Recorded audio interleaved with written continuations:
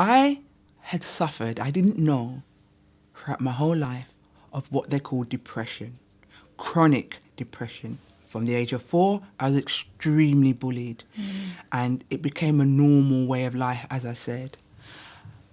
That led to so many things going on internally inside my body.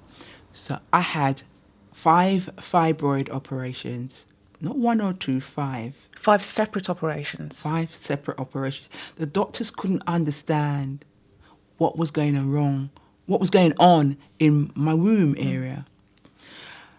As I said, I had this chronic depression, almost bipolar, they were saying, where I'd be up one day, but most of the time I'd be down, my moods.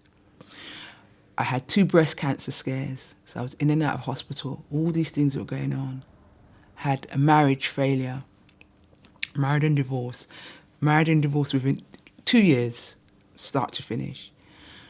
Very wobbly, very nervous disposition, always having a pain in my back and my hip, but not thinking anything of it because I'm a fitness coach as well.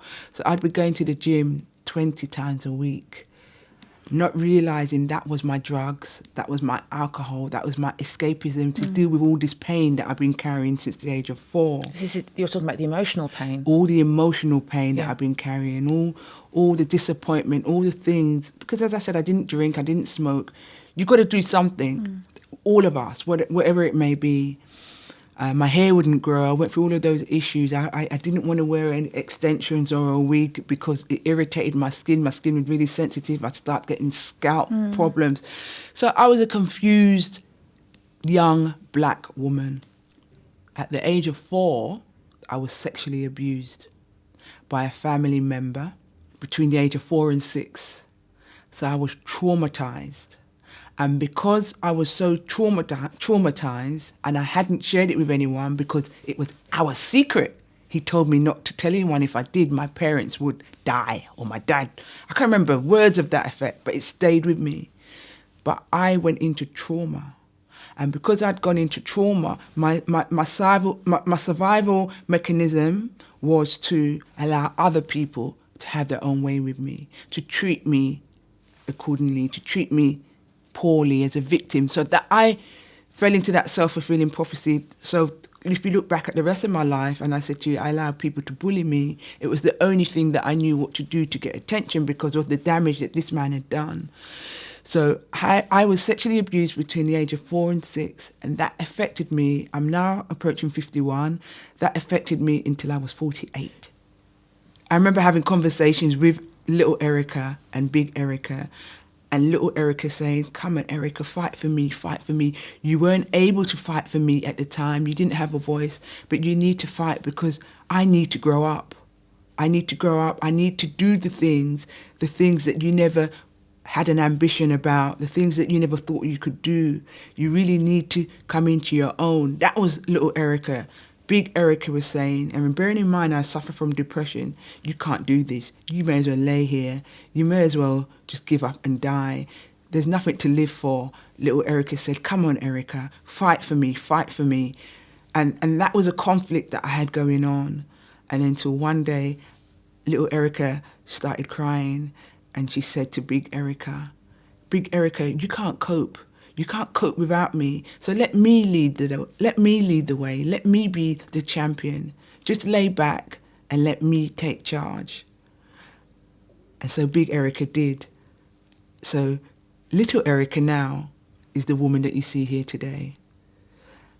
I have always told my story about my accident, my hair loss, the successes, but I never ever shared until 1st of June in Nigeria last year on air about being sexually abused. And that wasn't me, that was God. Because I got asked a question, and I usually know how to dodge questions. And God said to me, just speak the truth. And it's not even a year yet, so I've only been speaking about it publicly in the last few months. And I tell it as it is. And so that's the woman that you see here today. Wow. Gosh. Mm-hmm. So, this woman who got knocked down, Tried to get up, got knocked down again, tried to get up, and you've had that constant up and down in your life on many different levels, spiritual, emotional, physical. Today, are you having the same battles, conversations with God? Is there a tug and pull going on with you and him? You know, Charmaine, hand on my heart, Bible in my hand, this is the happiest I've ever been in my life. Other than probably the day I probably came out of my mother's womb, because we all screamed for joy. Or something. Or something, yeah. I'm so at peace. I'm so at ease.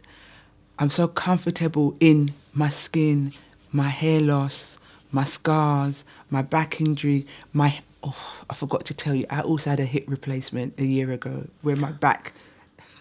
You're like bionic woman, aren't you? Where my back collapsed, my hip couldn't cope, so I had to have a hip replacement. Right. Yes, I had to do that. So with my fake hip, my nervous disposition, nervous breakdown, the whole lot, this is the happiest I've ever been. So I know that there is a God, absolutely. I am work in progress, definitely. I can't say to you I am completely over it, because I'm not. Every day is a new day. And I'm in this new space only for the last 2.5 years. But I know that I have so much to give. I have so much to share. I have no issues with nobody. I can go anywhere in the world and I can only but be my father's daughter. I'm more confident than I've ever been in my life. I look at young girls now, even my own daughter, and I say, don't let anything hold you back. And these are words that we say anyway, but unless you've been on that walk and on that journey, it's a different meaning. You really can't be, it can't be said with conviction unless you feel it and know they say who feels it knows it.